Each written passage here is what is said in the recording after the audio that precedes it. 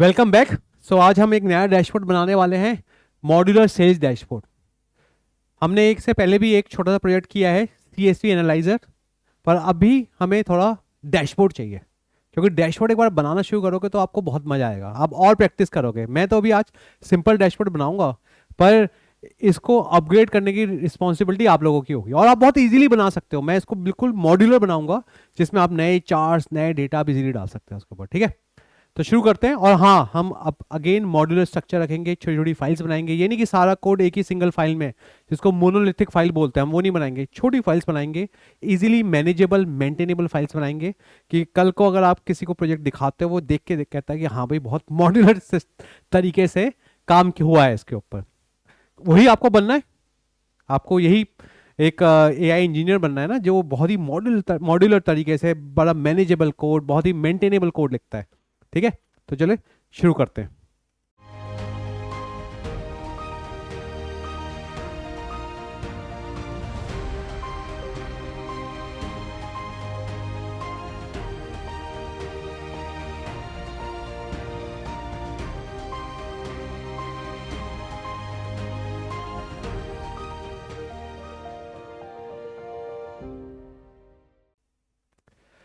तो ठीक है, क्विकली देख लेते हैं हम बना क्या रहे हैं। हम बना रहे हैं, हमारे पास एक प्रॉपर साइड बार है, बड़े अच्छा साइड बार है, जिसके अंदर फिल्टर्स लगाएंगे। यहाँ पे आपके मैट्रिक्स आएंगे, विजुअलाइजेशन आएंगे, और आपका रॉ डेटा वगैरह भी आएगा।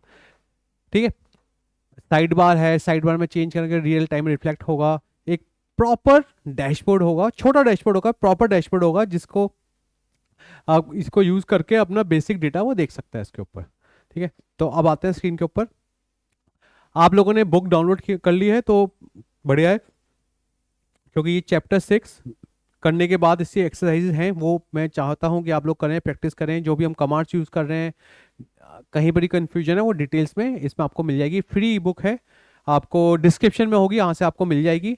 सेकेंडली, हमारी जो पूरी कोड रेपोजिटरी है वो आपको, हाँ, वो आपको इस वो भी, इसका भी लिंक आपका डिस्क्रिप्शन में, उसका लिंक आप लेके आप पूरी कोड रेपोजिटरी, आप इसकी लिंक यूज़ करके आप यहाँ पे ले सकते हैं इसके ऊपर। ठीक है, तो अब टाइम नहीं लगाते, एकदम क्विकली शुरू करते हैं। तो हम जाते हैं चैप्टर 6 के अंदर जाते हैं। सबसे पहले अपनी फाइल बनाते हैं app.py। ठीक है, मेन फाइल है, ये हमारा ऑर्केस्ट्रेटर है, यहीं से हमारी एंट्री होगी। ठीक है, ये हमारा हेलो वर्ल्ड शेल है।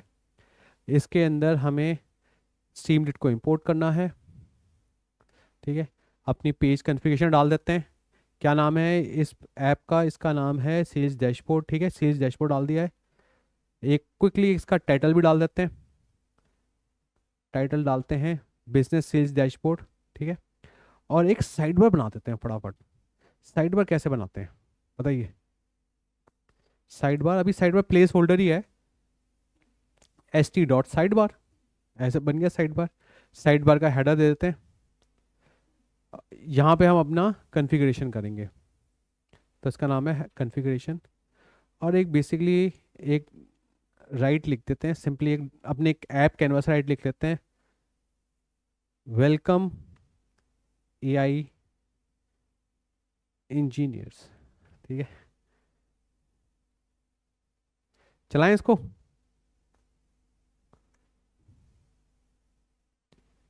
अरे, फाइल नहीं मिली क्या इसको?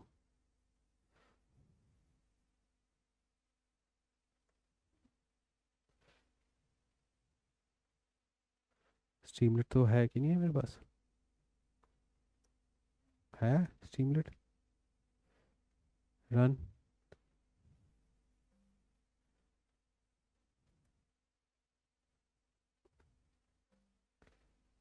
फाइल कहाँ सेव कर दी मैंने? ये प्रोजेक्ट के अंदर नहीं, प्रोजेक्ट के बाहर सेव कर दी थी मैंने, इसीलिए ये बेचारा परेशान हो रहा था।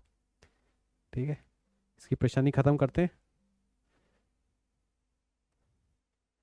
चल गया, वेलकम एआई इंजीनियर्स, कॉन्फ़िगरेशन आ गया साइड बार में। बढ़िया, इसको बंद करें। अरे, जब मैं रिकॉर्डिंग करता हूँ ना, मेरे कई कीज के शॉर्टकट्स हट जाते हैं, तो कोई बात नहीं। अब एक काम करते हैं, अब हमें अपना लॉजिक चाहिए, जहाँ पे हम लॉजिक, मतलब सिंपल लॉजिक स्टार्ट करते हैं। फॉर एग्जांपल, एक मुझे चाहिए जहाँ से मैं अपना डेटा लोड कर सकता हूँ, तो मैं उसके लिए एक डेटा लोडर फाइल बनाता हूँ। जनरली ये सब फाइल्स आप एक यूटिल्स के फोल्डर के अंदर बनाकर डालते हैं, या आप आगे आप अगर ऊप्स करते हैं तो आप ऊप्स का एक कंसेप्ट बनाते हैं, क्लासेस बनाते हैं, वहाँ से लोड वगैरह करते हैं। पर नॉर्मली आप इसको एक कॉन्फ़िगरेशन या सेटिंग्स में भी डाल सकते हैं, जो या हेल्पर फंक्शन है, आपके हेल्पर फंक्शन में डाल सकते हैं। मेन लॉजिक फंक्शन है तो आप कहीं और किसी और फोल्डर में डाल सकते हैं। अभी के लिए मैं इसको यहीं डाल रहा हूँ, पर आपको मैंने एक वॉर्न कर दिया है। इसमें हम यूज़ करने वाले हैं पांडास। क्यों पांडास क्यों यूज़ करना है? क्योंकि हमें चाहिए डेटा फ्रेम। तो लिखते हैं लोड डेटा। पहले एक वर्ब आएगा, लोड करो, डिस्प्ले करो, रेंडर करो, वर्ब आएगा, अंडरस्कोर आएगा, उसके बाद आएगा नाउन आएगा। किसको लोड करो? डेटा को लोड करो। ठीक है, ये बिल्कुल सिंपल कन्वेंशन फॉलो करते हैं हम। वर्ब अंडरस्कोर नाउन, लोड करो, डिस्प्ले करो, रेंडर करो, जो भी करना है करो, वर्ब से करो। ठीक है, फिर डेटा आ गया आपका, नाउन आ गया, जिसको भी आपको लोड करना है। ठीक है, इसके अंदर हमें पास करेंगे अपलोडेड फाइल, ये इसका पैरामीटर है। और ट्राई कैच लगाते हैं हमेशा की तरह। यहाँ एक्सेप्ट होगा, एक्सेप्ट एक्सेप्शन एस ई। ठीक है, ज़्यादा कुछ नहीं करेंगे, एरर दिखा देंगे। ठीक है, कह देंगे भाई ये एरर आया है, अब खुद देख लो उसको। ठीक है, कॉलन लगा देते हैं। और अगर सब कुछ ठीक हो गया तो फटाफट डेटा को डिलीट करते हैं।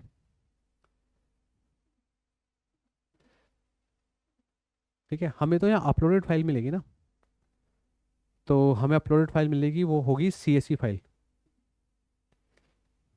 तो उस फाइल को पहले तो कन्वर्ट करेंगे। अच्छा, एक चीज़ मैंने क्विकली ना अपलोडेड फाइल देख लेते हैं। ये हमारी सेज डेटा वाली फाइल है, ये हम फाइल इसमें अपलोड करेंगे। अच्छा, कुछ लोग कह रहे होंगे कलरफुल क्यों आ रहा है? क्योंकि मैंने यहाँ रेनबो CSV एक्सटेंशन डाउनलोड कर रखा है, VS कोड का है, कर्सर वगैरह में चलेगा, इसको कर लेना। इससे CSV पढ़ना थोड़ा सा आसान हो जाता है। ठीक है, तो ये मेरा सेल्स डेटा है, ऑर्डर ID है, डेट है, प्रोडक्ट है, कैटेगरी है, क्वांटिटी है, यूनिट प्राइस है, रेवेन्यू रीजन है, सब कुछ है इसमें। होंगी 150 कितनी रोज़ हैं इसमें? ठीक ठाक रोज़ हैं, 150 रोज़ हैं। तो ठीक है, डेटा फ्रेम में इसने फाइल अपलोड कर दी। अच्छा, मुझे एक चीज़ करनी है इसमें, जब मैं इसके ऊपर टाइम सीरीज चार्ट करूँगा तो मुझे ना इसको जो डेट है, जो डेट कॉलम है, उसको ये अभी स्ट्रिंग की तरीके से आ रहा है मेरे हिसाब से, तो इसको डेट टाइम में कन्वर्ट कर देते हैं। इसको क्विकली कर लेते हैं, 1 मिनट लगेगा। बाद में मुझे पता है प्रॉब्लम आएगी आएगी और आती है। डेटा क्लीनिंग तो मेजर काम होता ही है डेटा एनालिस्ट और डेटा साइंटिस्ट और इवन AI इंजीनियर का, तो अभी कभी कर लेते हैं। PD2 date time. ठीक है, डेटा फ्रेम पास करते हैं इसके अंदर डेट का।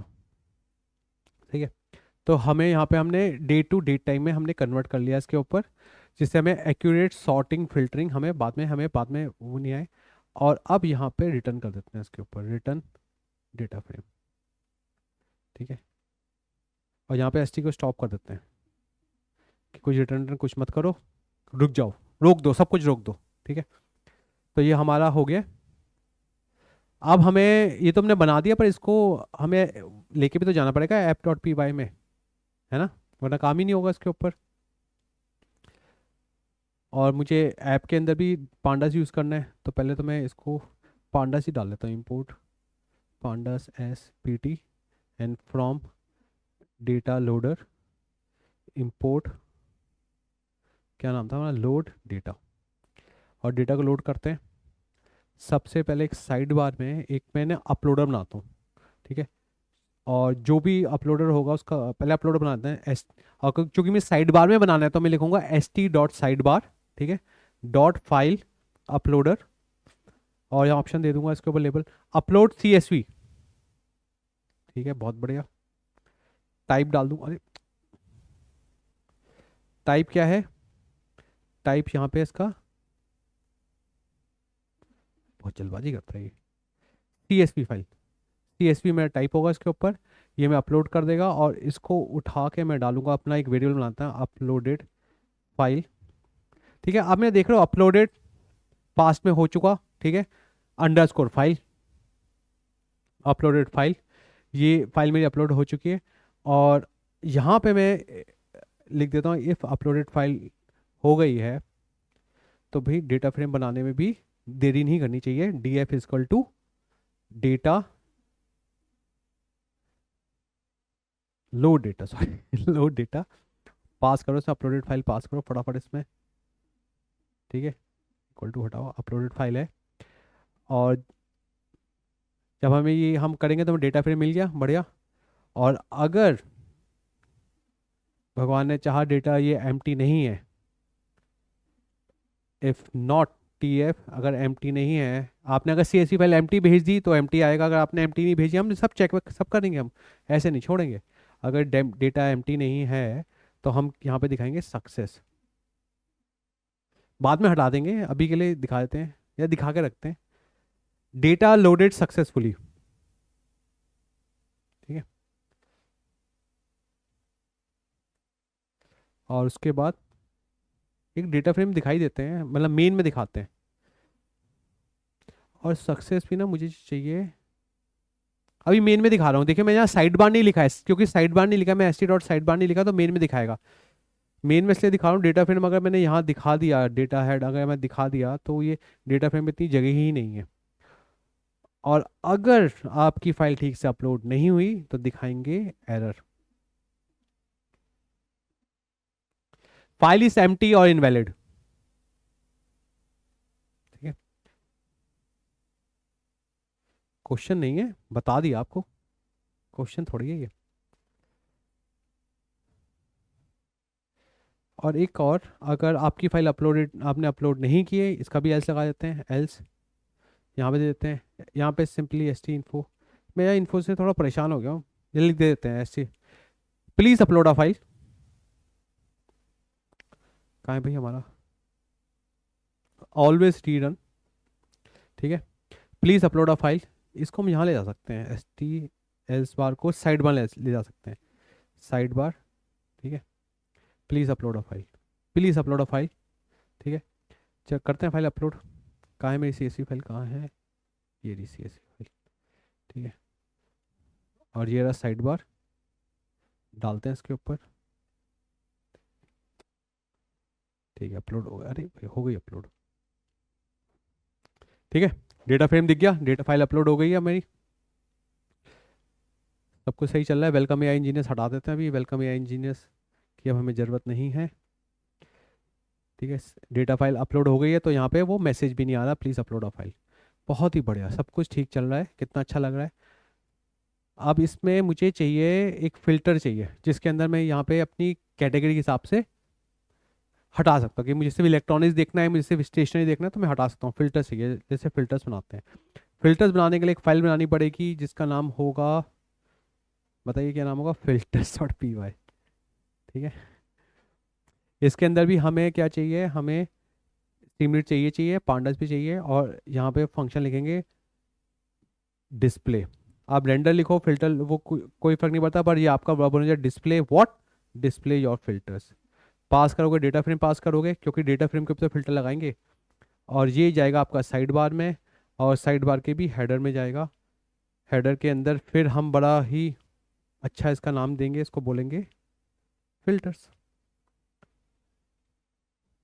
Simple is beautiful. ठीक है, कॉल कर लें इसको, कर लेते हैं इसको, फ्रॉम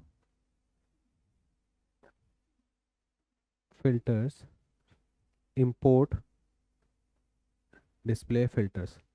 और डिस्प्ले कहाँ करेंगे, जब फाइल यहाँ पे अपलोड, यहाँ पे डेटा फ्रेम एम्प्टी नहीं होगा तब इसको करेंगे डिस्प्ले फिल्टर्स। डेटा फ्रेम कुछ करनी है, डेटा फ्रेम का सिर्फ हम यहाँ पे भी अभी करेंगे, फिल्टर्स तो दिखा दें एक बार कि आपको ये तो रहेगी हो क्या रहा है। ठीक है, फिल्टर्स हो गए। अच्छा, अब हमें, चूंकि हमने इसे डिस्कस किया था, हमें यहाँ कैटेगरी फिल्टर्स लगाना है, तो कैटेगरी फिल्टर्स लगाते हैं। तो कैटेगरी फिल्टर्स के अंदर मुझे क्या चाहिए, मुझे पहले तो वेरिएबल चाहिए, और वेरिएबल्स की वैल्यू मैं लेके आऊँगा, एक मैं मल्टी सेलेक्ट बनाऊंगा, पर मल्टी सेलेक्ट बनाऊंगा मैं साइड बार के अंदर ही। और इस मल्टी सेलेक्ट में क्या पास करूंगा मैं, पहले तो मैं लेबल पास करूंगा, सिलेक्ट कैटेगरी, और कैटेगरी जो भी आपको चाहिए, ग्रामेटिकली रॉन्ग है पर अभी के लिए काम हो जाएगा हमारा। ठीक है,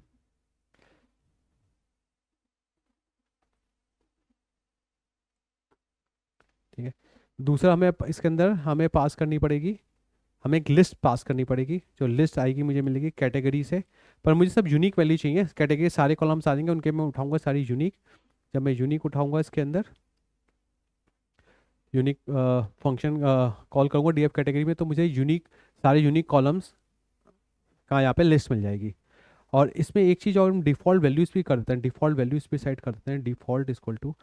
अच्छा, डिफ़ॉल्ट में एक बहुत इंपॉर्टेंट पॉइंट होता है, अगर यहाँ पे मूव डिफ़ॉल्ट के अंदर साइड बार मल्टी सेलेक्ट के अंदर डिफ़ॉल्ट के अंदर जो होता है, इसके अंदर आपको वही ऑप्शन देने हैं जो यहाँ पे आपने ऑप्शन देने हैं, या तो उनमें से कोई एक ऑप्शन दो या सारे ऑप्शन दे दो, और उसको ये लिस्ट में चाहिए। तो फिर हम कुछ नहीं, हम इसी को उठा के दे देंगे भाई, डिफ़ॉल्ट में तुम सारे दिखा दो, हमें क्या जा रहा है। डिफ़ॉल्ट में हमसे कहेंगे सारे, डिफ़ॉल्ट में सारे दिखा दो। अगर हम यहाँ पे मान लो फर्नीचर कर देते हैं इसकी जगह, हम यहाँ पे अगर यहाँ पे फर्नीचर लिख देते हैं इसके ऊपर, तो ऐसे फर्नीचर आता है डिफ़ॉल्ट में। पर मैं कह रहा हूँ कि मुझे डिफ़ॉल्ट में आप सारे दिखा दो, मेरा भी टाइम बचे, आपको भी टाइम बचे, ठीक है। अब अगर क्वेश्चन ये आता है कि किसी ने अगर सारी की सारी कैटेगरीज हटा दी, ठीक है, तब तब क्या होगा, देख लेते हैं, अभी करता हूँ उसके ऊपर।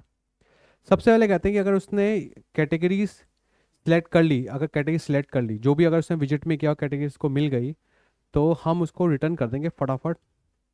रिटर्न क्या कर देंगे, यहाँ पे हम कर देंगे एक पांडास के अंदर एक फंक्शन है इज इन कैटेगरी, ठीक है। तो हम एक डेटा फ्रेम के अंदर डेटा फ्रेम का फिल्टर वो लगाएंगे। तो डेटा फ्रेम हमें वो डेटा फ्रेम के अंदर हमें डेटा फ्रेम चाहिए जिसके अंदर कैटेगरी डॉट इज इन ये कैटेगरी इसके अंदर आ जाए, ठीक है ना।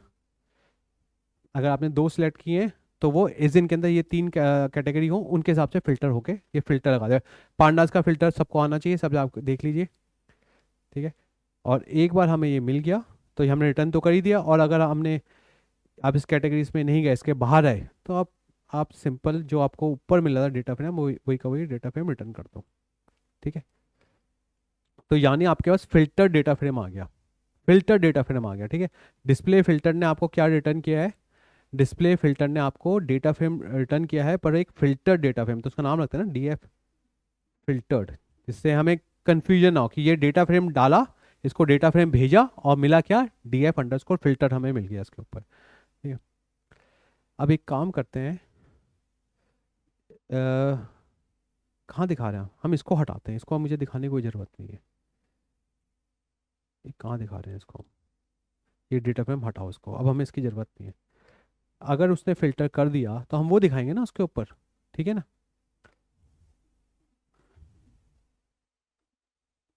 इनफैक्ट मैं डिलीट क्यों करूँ उसको, टाइम बचाते हैं अपना, इसको उठा के यहाँ ले जाते हैं और इसमें डीएफ की जगह डीएफ फिल्टर कर देते हैं इसके ऊपर, ठीक है।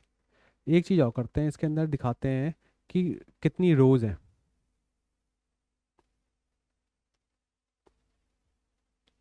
ठीक है, ठीक है। शोइंग 150 रोज़। इनफैक्ट मेरे दिमाग में आइडिया है, क्यों ना मैं इसको साइड बार के नीचे दिखा दूँ। उसके लिए मुझे क्या करना होगा, कुछ नहीं करना होगा, मुझे लिखना होगा साइड बार, यहाँ से यहाँ मूव हो गया, सिंपल। यही दिखाते हैं ना, अगर आपने यहाँ से मूव किया, हटा दिया, तो आपकी 123 रोज़ हो गई, हटा दिया आपने, इसको हटा दिया 65 रोज़ हो गई, इसको हटा दिया आपने 33 रोज़ हो गई, इसको हटा दिया तो क्या होगा, 0 रोज़ होंगी, सारी रोज़ वापस आ जाएंगी, 150 रोज़ वापस आ जाएंगी, क्योंकि डिफ़ॉल्ट में हमने क्या डिस्कस किया था, डिफ़ॉल्ट के अंदर हम सब कुछ भेज देंगे, ठीक है। ठीक है, बढ़िया हो गया यहाँ तक। अब इसको बंद करते हैं, इसको ही बंद करते हैं, क्लीन करते हैं सब कुछ, ठीक है। अब एक फाइल और बनानी है मुझे, क्योंकि मुझे अब दिखाना है KPIs। KPIs मैं दिखाऊंगा अलग से, KPIs.py, ठीक है। और KPIs के अंदर मुझे स्टीम लीड तो चाहिए चाहिए, एक फंक्शन बनाते हैं डिस्प्ले, जैसे डिस्प्ले KPIs, और इसके अंदर ही पास करना होगा डेटा फ्रेम, उसके बिना काम ही नहीं होगा। और इसके अंदर हमें सबसे पहले हमें चाहिए टोटल रेवेन्यू, टोटल रेवेन्यू हमें कहाँ से मिलेगा, ठीक है। फिर दूसरा हमें चाहिए होगा टोटल ऑर्डर्स, टोटल ऑर्डर्स मिलेंगे हमें कहाँ है, सेल्स का डेटा, सारे के सारे हमें रोज ही टोटल ऑर्डर्स हो गए, जितनी रोज है सब सब, हर रो का यहाँ पे ग्रैनुलरिटी क्या है, यहाँ पे ग्रैनुलरिटी है ऑर्डर, तो जितनी रोज है सारी आपकी, सारी रोज आपकी हो गई ऑर्डर्स तो हमने शेप से निकाला, डी एफ शेप 0, क्योंकि 0 आपको रोज देता है और 1 आपको कॉलम्स देता है, राइट। और एवरेज ऑर्डर की वैल्यू हमने निकाल ली मीन से, डेटा फ्रेम में मीन लगाएंगे, एवरेज ऑर्डर वैल्यू वहाँ से निकल के आ जाएगी, ठीक है। इसका लेआउट भी बना लेते हैं फटाफट। इसका लेआउट जो हम बनाएंगे वो हम बनाएंगे अपना सब हेडर की मैट्रिक्स, 3 कॉलम डालते हैं इसके अंदर, C1 C2 C3, ठीक है। पहले के अंदर एक हमारा फंक्शन आता है C1 मैट्रिक, मैट्रिक जो आपका KPI दिखाता है, उसमें दिखा है total revenue equal to value के अंदर टोटल रेवेन्यू, और यहाँ पे आपका डेसिमल, हमें कोई डेसिमल नहीं चाहिए, हमें कंप्लीट चाहिए। दूसरे मैट्रिक में सिंपली हमें कोई फॉर्मेटेड स्ट्रिंग की जरूरत नहीं पड़ेगी, क्योंकि मुझे पता है ये आपका इंटीजर है। पहले वाला फ्लोट था इसलिए मुझे लगानी लगानी पड़ेगी। तीसरे वाला जो मैं लगाऊंगा एवरेज ऑर्डर, मुझे पता है वही फ्लोट है, तो भी मुझे यहाँ पे फॉर्मेट स्ट्रिंग लगानी पड़ेगी, अदरवाइज वो डेसिमल दिखाएगा मुझे, ठीक है। इसको एक लाइन खींच देते हैं अपने KPIs के नीचे। डिवाइडर, आप ST डिवाइडर यूज़ करो या मार्कडाउन यूज़ करो, कोई फ़र्क नहीं पड़ता है। इसको कॉल करते हैं update.py में, इंपोर्ट करते हैं इसको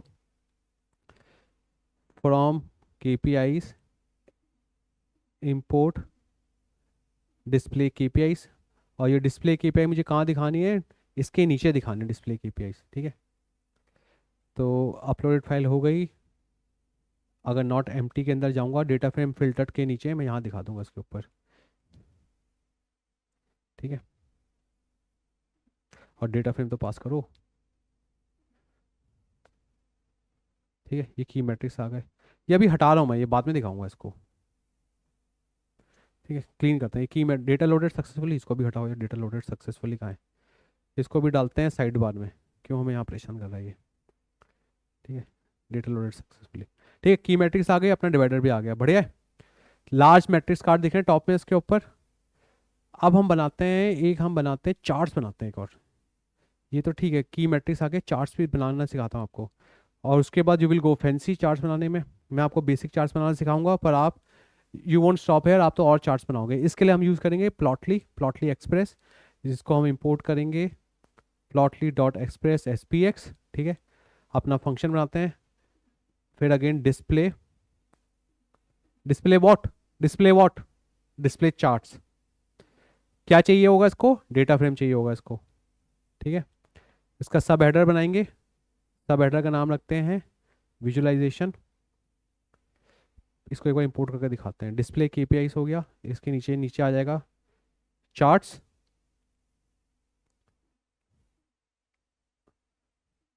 फ्रॉम, क्या कर रहा हूँ, फ्रॉम चार्ट्स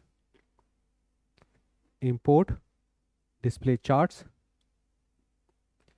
ठीक है। यहाँ पर डालेंगे डिस्प्ले चार्ट्स। अरे क्यों, क्योंकि डेटा फ्रेम तो पास ही नहीं किया ना, दिया फिल्टर्ड, विजुअलाइजेशन आ गया, सिर्फ हेडर आया है, अभी कुछ किया ही नहीं हमने चार्ट्स में, करेंगे। ये देखिए चार्ट्स में अभी कुछ किया ही नहीं। टैब बनाते हैं पहले इसके अंदर, 3 टैब्स बना, 2 टैब्स बनाते हैं, 2 बने 3, 2 बनाते हैं। एक बनाते हैं आपका ओवरव्यू, एक बनाते हैं ट्रेंड्स का, ठीक है। एक ओवरव्यू एक ट्रेंड्स का, बढ़िया। और अब आते हैं पहले वाले के अंदर 2 कॉलम्स बनाते हैं, एक के अंदर डालेंगे पाई चार्ट, एक के अंदर डालेंगे bar chart, C1 C2। C1 के अंदर हम डालेंगे रेवेन्यू बाय कैटेगरी, क्यों, क्योंकि हमें इसे चाहिए बार चार्ट। और बार चार्ट कैसे बनाएंगे, जैसे फिगर बनाते हैं, बार की फिगर बनाते हैं, जो बनाएंगे हम प्लॉटली से, ठीक है। PX डॉट बार, पहला तो जाएगा इसके अंदर डेटा फ्रेम, ठीक है, डेटा फ्रेम जो ऊपर से लेके आए हैं। दूसरा इसके अंदर जाएगा आपकी एक्स एक्सिस पे क्या जाएगा, डेटा फ्रेम की कैटेगरी जाएगी। तीसरा ये पूछेगा आपका वाई एक्सिस पे क्या जाएगा, वाई एक्सिस पे हम कहेंगे भाई तो हमें रेवेन्यू दिखा दो, रेवेन्यू के हिसाब से हमें बार चार्ट चाहिए, ठीक है। उसके बाद कलर भी दे देते हैं, अच्छा लगना चाहिए ना, कलर देते हैं इसके ऊपर, कलर देंगे, कैटेगरी से कलर से निकाल के लाओगे। और इसको हमारा स्ट्रीमरीडर का फंक्शन होता है प्लॉटली चार्ट, इसके अंदर ये पास करना है आपको फिगर और लेबल डेटा। ये रहा फिग बार है मेरे पास यहाँ पे, ठीक है। और कंटेनर विड्थ कर देंगे इसकी ट्रू, कि ये पूरी जगह ले ले। आ गया bar chart, nice bar chart आ गया, बढ़िया। अभी साथ में बनाएंगे पाई चार्ट, उसके लिए हमें चाहिए होगा विथ C2, ठीक है, इसके लिए हमें बनाएंगे यहाँ पे, इसको बनाएंगे अपना रेवेन्यू बाय रीजन, और इसमें हम बनाएंगे पाई। ये सब आपको आता है प्लॉटली व्लॉटली, तो मैं इसमें टाइम नहीं लगाऊंगा ज़्यादा। पाई यूज़ करेंगे, इसमें डेटा फ्रेम डालेंगे, पूरे उठा दें। वैल्यूज़ लेंगे रीजन, होल का साइज लेंगे 0.4, ज़्यादा बड़ा लेना बड़ा ले सकते हो, इतना चलता है इसका। और भाई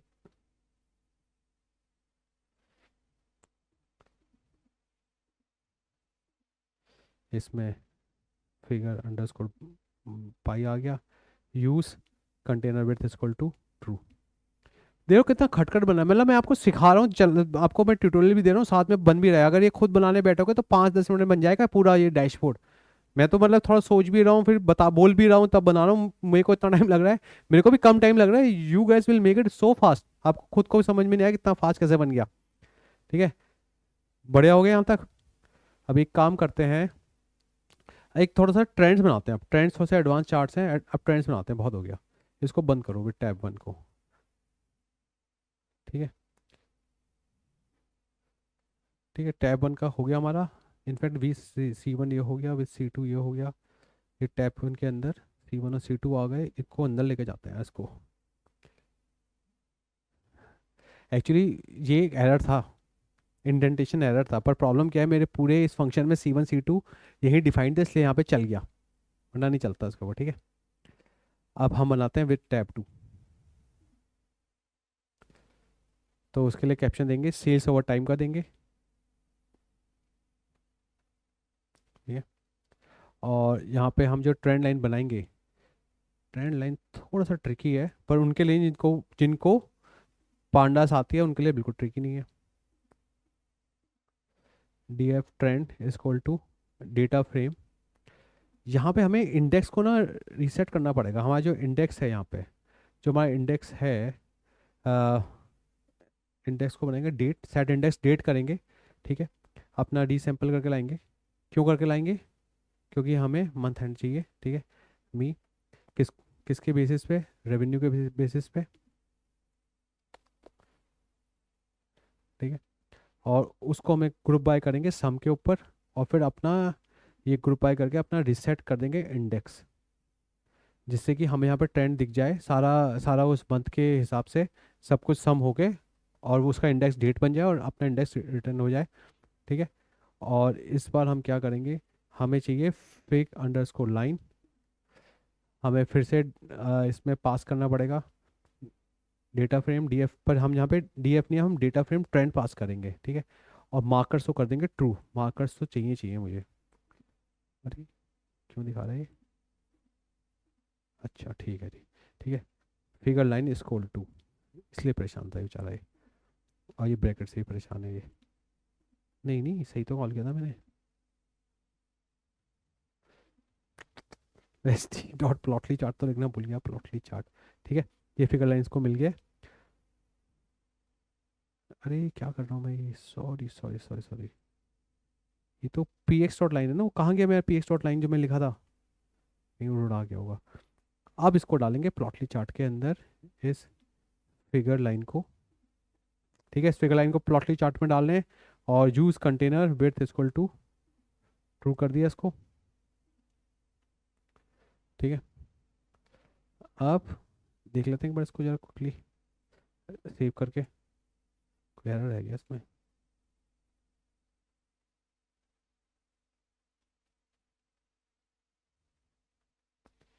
बताइए क्या एरर है, इंडेंटेशन एरर है।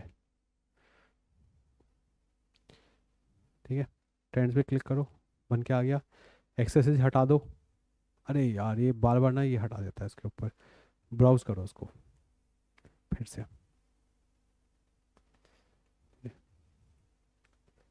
ठीक है, ट्रेंड्स में जाओ, बन के आ गया। एक्सेसरीज हटा दो, चेंज हो गया वैल्यू, चेंज हो रही है वैल्यू, सही है।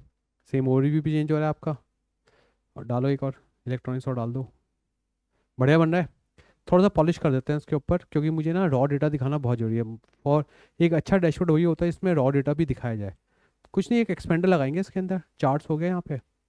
यहाँ पे एक बनाते हैं, ऐप डॉट पी वाई के अंदर जाते हैं, एक रॉ डेटा के लिए बनाते हैं, और विद ST एक्सपेंडर लगा देते हैं इसके ऊपर, और एक अच्छा कैप्शन देते हैं। ST एक्सपेंडर क्या करता है आपका, जब आप इसे क्लिक करोगे तो वो अपने आप को एक्सपेंड कर देगा।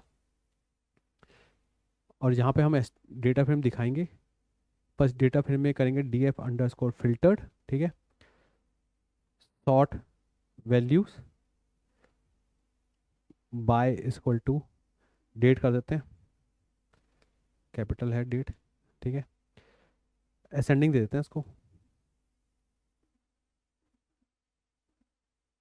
सॉर्ट वैल्यूज बाय डेट अंदर डालना था, असेंडिंग इक्वल टू फॉल्स, ठीक है। और use container width equal to true, बाहर मत जाओ, ठीक है। कहाँ गया, ठीक है। डेट वाइज सॉर्टिंग हो गई, बढ़िया हो गया काम। और नहीं देखना तो बंद कर दो उसको। तो आपका एक नाइस डैशबोर्ड बन गया कुछ ही मिनटों में। याद रखना, मैं मतलब आपको सिखा भी रहा था, कोड भी कर रहा था, दोनों तीनों चीज़ें एक साथ कर रहा था, रिकॉर्डिंग भी कर रहा था। आप लोग तो सब जब डैशबोर्ड बनाओगे तो इसे क्विकली बनाओगे और शेयर करोगे, मज़ा आएगा इसके ऊपर। और कमेंट में हमें बताओ कि आपको आज का प्रोजेक्ट कैसा लगा, आपको और ऐसे प्रोजेक्ट चाहिए, आपको बड़े प्रोजेक्ट चाहिए, क्या चाहिए हमें बताओ, हम देखते हैं। हम हर कमेंट देखते हैं, पढ़ते हैं, रिप्लाई करते हैं, ठीक है। तो प्रैक्टिस करते रहो, सीखते रहो, और हम बहुत ही जल्दी मिलेंगे। I will see you soon.